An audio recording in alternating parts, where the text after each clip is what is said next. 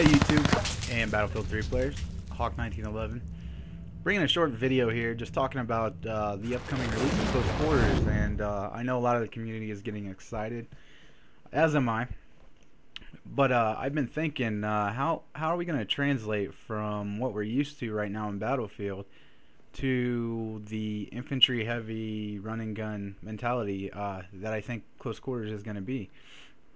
Being a former Counter-Strike player myself, I played 1.6 for a couple years, and I played it on a competitive level, and it was much different in this game. I think anybody that played Counter-Strike can attest to that. The huge difference really was like the peeking in this game. In Counter-Strike, you would peek, but you could run into a room and kill 5 or 6 people and just totally dominate if you were a really good player. In this game, no, you do that, you're dead. And I've been thinking about a lot of the guns in this game. What are we going to use in close quarters? Obviously, there's going to be a lot of shotguns. I'm not a big shotgun fan myself. Submachine guns, those are good for, close quarters engagements. But myself, I'm just not a fan of those either. I think what happened with me was I became a fan of the AK-47 in Counter-Strike, and I think that kind of carried with me throughout first-person shooters. And finally, it landed me here where the M16, definitely my favorite gun in the game right now. It's just got so many applications. It's a close quarters weapon if you want it to be. The reload time, it's crazy reload time, crazy fast. You can pick off snipers with it. Medium range. It's the all-purpose weapon right now for me anyway. I know everybody has their preference. But what brought me here to the AEK was I've been reading some things on the forums and definitely read the patch notes where they de-nerfed the foregrip a little bit. So I decided to slap it on. I put a heavy barrel on. I wanted to try it out. And my god, the thing is ridiculous. It's a killing machine. Up close, it's crazy. Just the rate of fire alone just, tears into whatever you're shooting at. Far away, I use it a little bit far away. It seems, I don't know, a little more situational there. Your first few shots seem to be on. You need to definitely burst fire a little more there. But, that's with a lot of guns.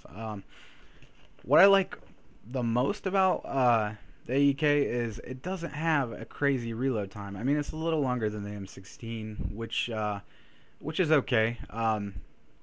But for the amount of fire that you can throw down with this weapon, as you'll see in a lot of these videos, I don't know. There's just not much that compares to it as far as an assault rifle going into close quarters. And the whole purpose here of why I'm playing team deathmatch and stuff is I'm trying to figure out what I'm going to use assault rifle wise in close quarters. I know a lot of the maps, they have already said that there are going to be some longer range engagements, even some sniper, some opportunities for snipers. But I'm not a sniper, I'm not a shotgun user, I'm not a submachine gun user. So I go to the AEK and it's just kind of my all-purpose.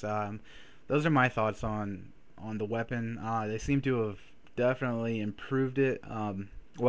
Improved the foregrip, which makes it a lot better spraying from the hip, which in a lot of these clips you can see I was just spraying, I wasn't aiming at all.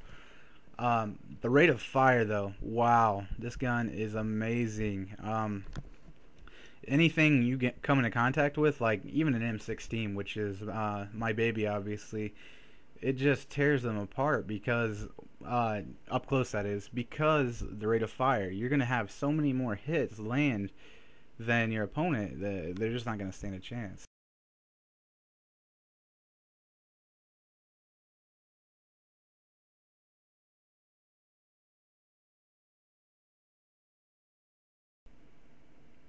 And firing from the hip, that's going to be a huge thing. You're not going to have time to aim down your sights and peek corners all the time and do all the things that you're used to. So you see an enemy, you're going to be firing from the hip a lot. And this gun just completely excels at that with the foregrip attached.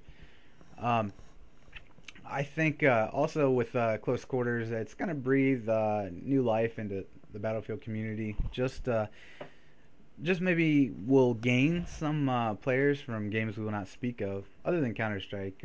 Counter Strike we will speak of because I love Counter Strike. But that other game, you all know what I'm talking about.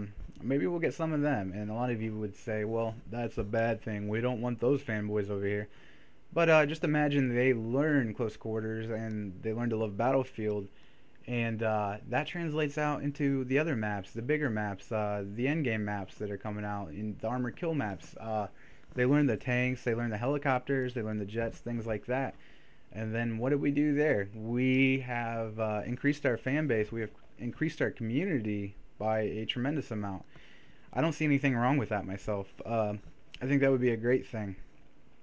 Another thing that I wanted to touch base with is a few of my squad mates and myself. We're thinking about, bringing you guys some of our competitive play, whether it be TWL or just scrims within game, squad scrims.